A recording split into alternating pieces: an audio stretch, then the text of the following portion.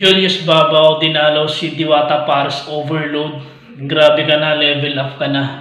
Kamakailan nga dinalaw din ni Alex Gonzaga si Diwata Pares Overload. Napakaganda nun, tol. Sobrang level up na level up ka na, Diwata Pares Overload. Tuloy-tuloy mo lang yan. May mga tao mang naninira sa'yo. May mga tao man gusto kang hilain pababa. May mga tao mang toxic sa paligid mo, na ayaw kang yumaman, na ayaw kang umasenso. Pabayaan mo lang sila, Diwata. Ang importante, wala kang tinatapakang tao. Ang importante, mabuti ka. Marami ka natutulungan mahihirap. At nabibigay mo yung pangailangan ng pamilya mo, mga tauhan mo. Tapat sila sa'yo. Yung mga taong nang babash sa'yo, naninira sa negosyo mo, kung ano-ano mga sinasabi sa'yo, hayaan mo lang sila. Importante, nag-enjoy ka sa ginagawa mo. No? Naway ang hiling ko, sana mas yumaman ka pa. Alam naman natin, ang taong hinihila pababa, ang taong inaapi, niyuyurakan, inaangat ng Diyos yan, tandaan nyo yan. Inaangat ng Panginoon yan. Kung alam nyo lang, si Diwata lahat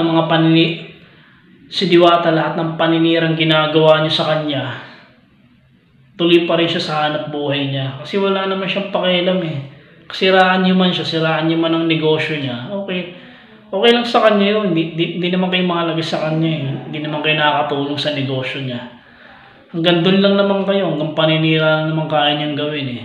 Pagpalagay natin siguro after 100 years o 50 years, siguro si Diwata Pares Overload, bilyonary na o mas mayaman na talaga at marami na natulungan.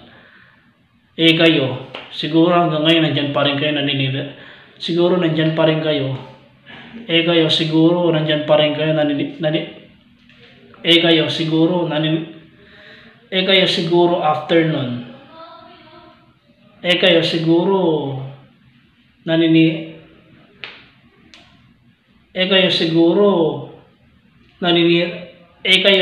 naninira pa rin kayo hanggang ngayon. Kung sakali man dumating ang araw na yun, di ba? Nakakabanas yung mga ganyan tao, no? Ayaw nilang may taong nakakabanas yung mga taong ganyan, no? Kapwa Pilipino, kapwa Pinoy pa natin. Ayaw nilang may taong yumaman, ayaw nilang may taong umasenso na galing sa kahirapan ng buhay. Yun bang salat na. Nagsikap lang yung tao, nangarap lang, ilang beses din siyang nadapa, pero tinutuloy niya pa rin. Kasi gusto niyang balang araw, lahat ng pinaghihirapan niya, marami siyang matulungan mahihirap din na kagaya niya. Diba? Yung mga taong walang kakwenta-kwenta mag-isip, yung mga taong walang kakwenta-kwenta mag-isip, yung mga taong toxic, dahil lalo na sa mga politiko, biruin mo, nagki-clearing sila, clearing operation. Umaalis naman si Diwata kasi clearing operation yun eh. Kalsada lang yung pwesto niya eh. Ano bang papel niya ron, di ba? Eh di aalis siya. Nakailang beses din siyang umalis doon, nakailang beses din siyang na-clearing doon, umalis din siya. Ngayon na may nag-offer sa kanyang pwesto, pati ba naman doon nakahabulin nyo? Sabihin natin saklo ng Pasay yun. Pero ang pangit naman, pati ba naman hanggang doon nakahabulin mo, pwesto na yun, hindi naman kalsada yun. Ano ibig sabihin doon? Diba? Kung ikaw, nag-aaral ka, alam mo ibig sabihin nun. Diba? Sa tingin mo, ano ibig sabihin nun? Comment mo nga yan. Para sa akin, mga ganun tao, yung mga ganung politiko, alam na, pera lang yan, inggit lang kayo. Diba? Wala ba kayong pera? Magtrabaho kayo, wag puro kurap. Si Diwata Pares Overload kasi naghahanap buhay eh.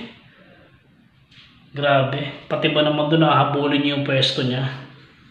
Akala niyo siguro may makukuha kayo doon o mabibigyan kayo ng biyaya. Magtrabaho din kayo, wag puro kurap. Yung tao naghahanap buhay ng marangal na gustong makatulong din sa kapwa mahirap.